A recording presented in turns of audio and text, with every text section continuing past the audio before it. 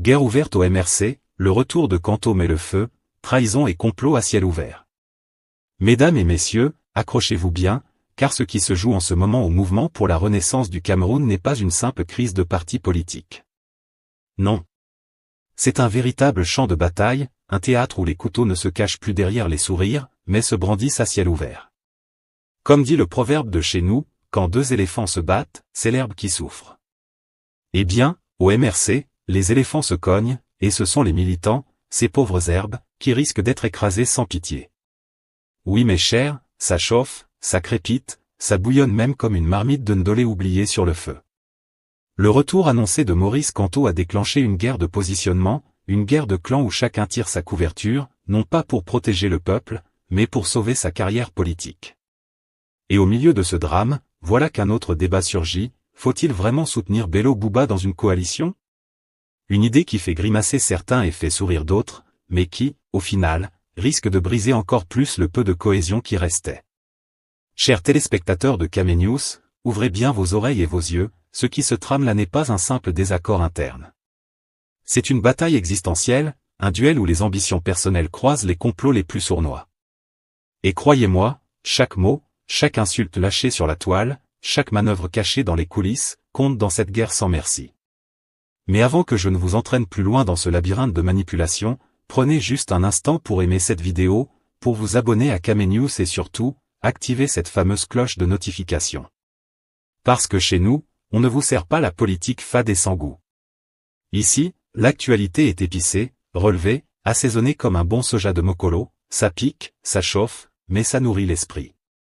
Alors ne partez pas, car ce que vous allez entendre aujourd'hui n'a rien de banal. Préparez-vous, les masques vont tomber, et les secrets bien gardés du MRC vont sortir au grand jour.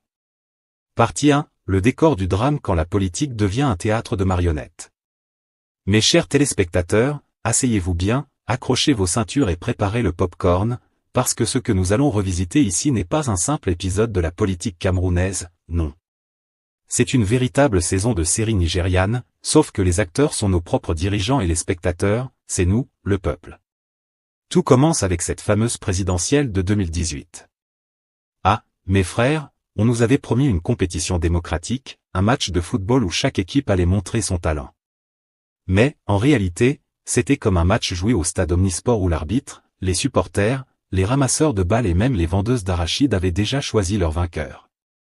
Le pauvre adversaire pouvait dribbler, marquer, jongler, ça ne changeait rien. Maurice Kanto, lui, est arrivé dans ce match avec ses gants de boxeur bien serrés, sûr de sa technique, croyant que la loi, les institutions et la vérité allaient jouer en sa faveur. Mais au Cameroun, mes chers, la politique n'est pas une science exacte. C'est une danse macabre, où celui qui tient le tam-tam dicte le rythme, et les autres doivent seulement suivre, même s'ils n'entendent rien à la musique.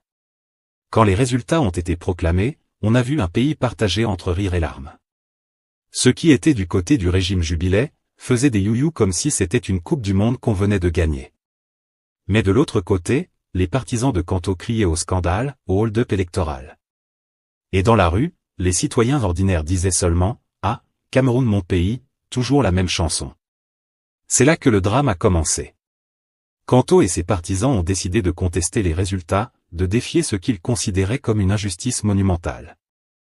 Ils ont crié fort, très fort, au point que même dans les couloirs poussiéreux du palais d'Etoudi, on entendait résonner leurs accusations. Et mes frères, vous savez bien, dans ce pays, contester le roi, c'est comme insulter le chef du village en plein marché, même si tu dis vrai, c'est toi qu'on va accuser d'être insolent. Alors le régime, vexé comme un vieux coq qu'on a dérangé au milieu de sa sieste, a sorti la grosse artillerie. Arrestation, intimidation, brouillage médiatique, tout était bon pour rappeler à tout le monde que le Cameroun n'est pas une démocratie comme les autres. Ici, mes chers, la démocratie c'est comme la chikwang, c'est bien emballé, ça a l'air appétissant, mais quand tu ouvres, tu découvres que ce n'est pas ce que tu croyais. Pendant que Kanto parlait de victoire volée, le pouvoir organisait des conférences pour dire que tout s'était passé dans la transparence. Transparence, mes frères? Une transparence tellement épaisse qu'on ne voyait rien à travers. Les ministres et les porte-paroles venaient réciter leurs discours comme des élèves qui apprennent des leçons par cœur, mais au fond, tout le monde savait que le scénario avait été écrit longtemps avant le scrutin. Et c'est là que les premières fissures de la tragédie sont apparues. Le peuple, fatigués, commençaient à se demander si la politique au Cameroun n'était pas une sorte de comédie où les mêmes acteurs jouent les mêmes rôles depuis 40 ans. Biya toujours président, les mêmes ministres recyclés comme des habits qu'on porte pour les funérailles, et de l'autre côté, des opposants toujours en train de crier au vol électoral, mais sans jamais réussir à prendre le pouvoir. Le décor, mes chers téléspectateurs, était donc planté, d'un côté un régime prêt à tout pour garder le fauteuil, de l'autre un opposant décidé à ne pas se taire, et au milieu, un peuple qui regarde, impuissant, mais qui trouve toujours le moyen de rire de sa propre souffrance. Parce qu'au Cameroun, même dans la douleur, on trouve la blague. Et laissez-moi vous dire ceci, ce drame qui s'est ouvert en 2018 n'est pas un simple conflit électoral. Non. C'est une lutte existentielle, une bataille où chaque camp a sorti ses armes. Le régime avec ses lois taillées sur mesure, ses juges alignés comme des dominos, et son appareil sécuritaire prêt à foncer sur n'importe quel citoyen qui éternue trop fort. Kanto avec sa voix, sa plume, ses avocats et une diaspora qui tape sur les casseroles virtuelles à travers les réseaux sociaux. Et nous, le peuple? Eh bien, nous sommes les spectateurs forcés de cette pièce, condamnés à regarder le film jusqu'au générique de fin, même si nous savons déjà comment ça va finir. Partie 2, les acteurs et les lignes de fracture, chamaillerie sur la toile et rivalité d'honneur.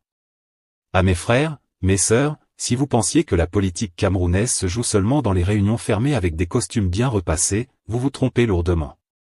Non. Ici, la vraie politique se fait sur Facebook, sur WhatsApp et sur X, anciennement Twitter. Là-bas, ce n'est plus la politique, c'est la lutte traditionnelle virtuelle. Chaque matin, quand tu ouvres ton téléphone, tu découvres qu'Okala Ebod a planté une nouvelle lance contre Aïssatou Boubadalil, et que cette dernière a répondu par une machette numérique encore plus tranchante. 1. Les gladiateurs du comité directeur, un ring 2.0. Oui, parce que ce ne sont pas des militants de base qui se chamaillent, Ce sont bien deux membres du comité directeur, censés être les grands sages du parti. Mais à les voir s'affronter en ligne, on dirait deux élèves du primaire qui se disputent un bonbon à la sortie de classe. Okala Ebod publie un texte tranchant, accusant Kanto d'avoir trop concentré le pouvoir. Aïssatou Boubadalil répond avec des paragraphes encore plus enflammés, accusant ceux qui s'opposent au retour de Kanto d'être des traîtres infiltrés. Et pendant ce temps, les militants de la base regardent, partagent, commentent, rient et se divisent encore plus. C'est devenu un véritable théâtre en ligne où chacun choisit son camp, comme si c'était une série Netflix, Team Okala contre Team Aïssatou. 2. Quand les talibans du MRC entrent dans l'arène. Et puis, comme si ce n'était pas suffisant, il y a les fameux talibans du MRC, ce surnom donné aux partisans les plus durs de Kanto. Eux, ils ne négocient pas. Dès que tu oses dire que Kanto a aussi ses faiblesses, ils t'attaquent plus vite que les moustiques en saison des pluies. Le journaliste Bruno Bidjang a bien résumé la peur ambiante. Si je dis que le MRC traverse une zone de turbulence, les talibans vont m'insulter, alors autant me taire. Et oui, même les journalistes, qui sont censés parler sans trembler, préfèrent parfois garder le silence, de peur d'être bombardés d'insultes. Voilà où on en est, un parti qui voulait incarner la démocratie finit par intimider ceux qui posent des questions légitimes. Et c'est là que la satire prend tout son sens, on dirait que le MRC est en train de fabriquer ses propres gendarmes virtuels, prêts à surveiller chaque mot, chaque critique, pour crier au blasphème. Mais au lieu de protéger le parti, ça ne fait que renforcer l'image d'un mouvement fermé, incapable de tolérer le débat interne. 3. L'honneur et l'ego, quand chacun veut sauver sa tête. Il ne faut pas se tromper, derrière ces chamailleries, il n'y a pas que des idées. Il y a aussi des carrières, des égos et des ambitions personnelles. Okala Ebod, par exemple, représente une tendance qui ne veut plus voir Kanto revenir balayer tout le travail qu'ils ont fait pendant son absence. Pour eux, Kanto, c'est un peu comme un père autoritaire, il a mené le parti à des sommets, mais il a aussi brisé des carrières en chemin. Aïssatou Boubadalil, de son côté, incarne la ligne dure des fidèles. Pour elle, sans Kanto, le MRC perd son âme. Elle défend donc son « champion » avec une énergie de lionne. Mais à force de se battre, chacun finit par oublier que le vrai ennemi n'est pas à l'intérieur, mais en face, le régime qui, lui, observe et se frotte les mains. On connaît ça chez nous, pendant que deux frères se battent pour l'héritage, le voisin malin profite pour ramasser la chèvre qui s'est échappée. 4. Les réseaux sociaux comme tribunal populaire. Et puis, ce qui est encore plus grave, c'est que ces chamailleries ne restent pas dans le secret du parti. Non. Elles sont exposées au grand public, transformant les réseaux sociaux en tribunal populaire. Les Camerounais, qui aiment déjà le spectacle politique, se régalent de ces bagarres en ligne. Les uns font des montages satiriques, d'autres lancent des hashtags moqueurs, et au final, l'image du MRC en prend un coup. Un parti qui voulait incarner la rigueur et la modernité ressemble désormais à une tontine où chacun crie plus fort que l'autre. Et quand l'opinion publique commence à rire de toi, il est très difficile de regagner son sérieux. Chez nous, on dit, celui qui se lave nu au carrefour n'a plus besoin de se plaindre des moqueries. Le MRC s'est déshabillé lui-même en exposant ses divisions internes devant tout le monde. 5. Les leçons de la chamaillerie virtuelle. Au fond, ces chamailleries révèlent un problème plus profond, le MRC n'a pas encore trouvé comment gérer ses débats internes sans se déchirer. C'est pourtant la base de toute organisation démocratique. Si un parti ne peut pas supporter la critique interne, comment va-t-il supporter la critique nationale une fois au pouvoir? Les réseaux sociaux, au lieu d'être une arme de mobilisation, sont devenus un champ de guerre fratricide. Et si rien n'est fait, les militants finiront par se fatiguer de ces querelles sans fin. Parce qu'à force de voir leurs leaders s'insulter, ils vont conclure que ce parti-là n'est pas prêt pour tribunal diriger des le comédiens Cameroun et la justice à géométrie variable.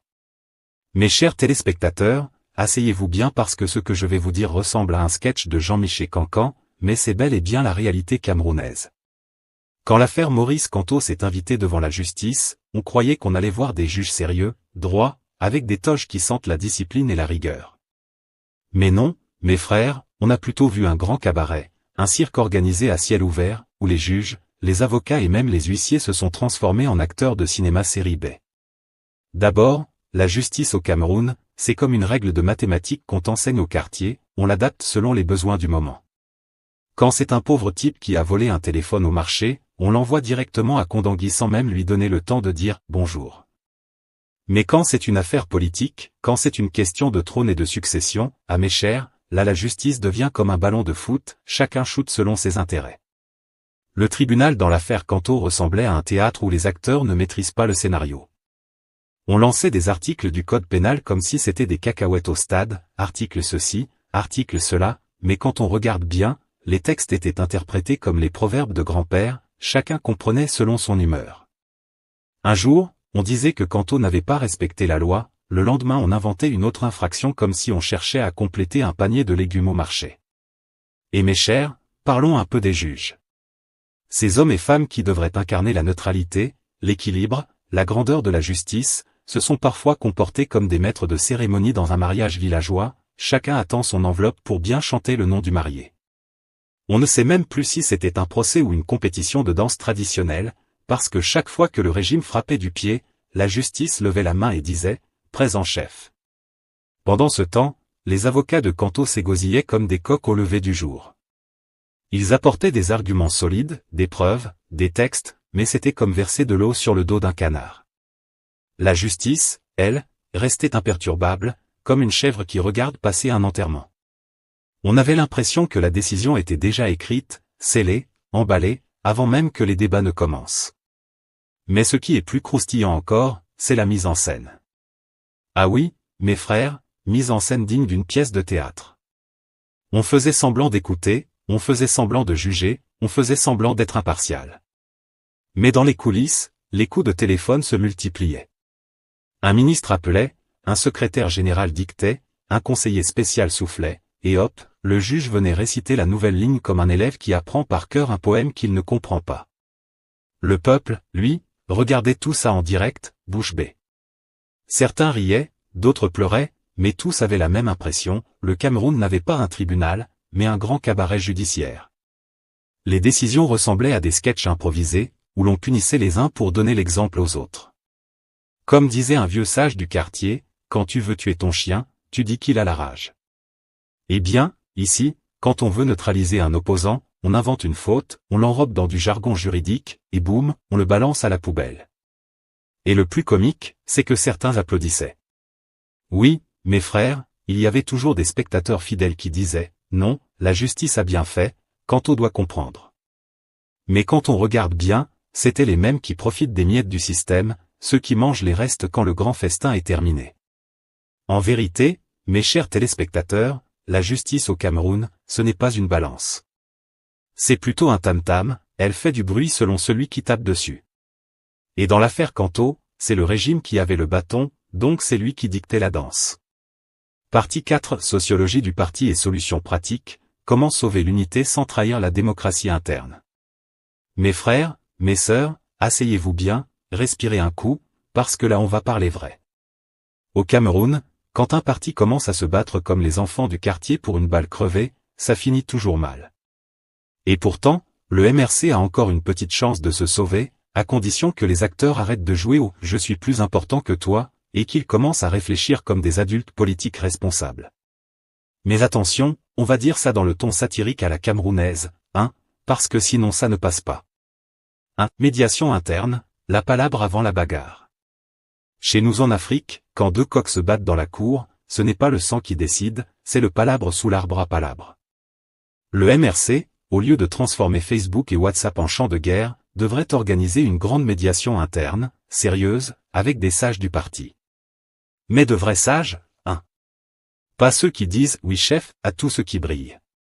On parle de personnalités respectées, capables de dire la vérité même si ça gratte, comme la vieille tante au village qui te dit devant tout le monde « mon fils, ton pantalon est troué derrière ». Sans médiation, chaque militant va continuer à se transformer en combattant de clavier, tapant plus fort sur son smartphone que les tambours de la chefferie. Et vous savez bien, chers auditeurs, quand un parti commence à ressembler à un groupe WhatsApp de tontines, il n'y a plus d'avenir électoral. 2. Consultation de la base, écoutez ceux qui souffrent en bas. Le vrai problème du MRC, c'est que beaucoup de décisions viennent d'en haut, comme la pluie qui tombe sans demander l'avis des cultivateurs. Pourtant, c'est bien la base militante qui se fait insulter dans les quartiers, qui colle les affiches sous le soleil, qui va en prison pour manifester, pendant que certains cadres débattent aux frais de leur bureau climatisé. Alors, avant de décider si Maurice Kanto doit revenir ou non, pourquoi ne pas consulter la base? Organiser de vraies assemblées locales, poser la question clairement, voulez-vous du retour de Kanto, ou bien on ouvre une nouvelle page? Ça éviterait que les décisions soient prises par une petite élite qui croit que la politique, c'est seulement une affaire de grandes lunettes et de beaux discours en français académique. Et puis soyons sérieux, un parti qui prêche la démocratie au Cameroun, mais qui ne consulte même pas ses propres militants, ce n'est plus un parti, c'est un club privé. 3. Clarifier la stratégie coalitionnelle, le marché ne se fait pas au noir. Maintenant, parlons coalition. Ah! Mes frères, ça c'est la vraie danse bikutsi de cette affaire. Tout le monde crie « coalition, coalition », mais personne ne dit clairement qui sera le candidat, qui va céder quoi, et comment les responsabilités seront partagées. On connaît ça au Cameroun, si on ne met pas tout sur la table dès le départ, chacun va crier trahison après les résultats. Imaginez le scénario, le MRC dit « on soutient un candidat commun ». Mais derrière, personne ne sait si c'est Kanto lui-même, si c'est un autre leader de l'opposition, ou si c'est juste une stratégie pour sauver la face. Résultat ? Les militants s'embrouillent, les alliés se méfient, et au final chacun rentre dans sa case en disant « on m'a trompé ». Il faut donc négocier clair, propre, transparent. Comme au marché, si tu veux acheter un sac de maïs, tu demandes le prix, tu touches les grains, tu regardes si le sac n'est pas percé. La politique, c'est pareil. Sans clarté, on finit toujours avec des alliances en carton qui s'effondrent au premier vent. 4. Communication de crise, arrêtez de transformer Facebook en champ de guerre. Et enfin, mesdames et messieurs, il faut le dire sans détour, le MRC a un grave problème de communication. Quand on voit des cadres du parti s'insulter comme des vendeuses de beignets qui se disputent la place au marché, ça fait rire les adversaires, et ça décourage les sympathisants. Un parti sérieux doit avoir une discipline de communication, ce n'est pas tout ce qui te passe dans la tête que tu balances en direct sur Facebook. Il faudrait donc former les cadres du parti à gérer les conflits sans transformer la toile en ring de boxe. Parce que sinon, les Camerounais vont finir par dire, mais si vous n'arrivez même pas à vous entendre entre vous, comment allez-vous gouverner un pays avec 27 millions de têtes dures? 5. La grande leçon, l'unité ou la poussière. En résumé, le MRC est à un carrefour.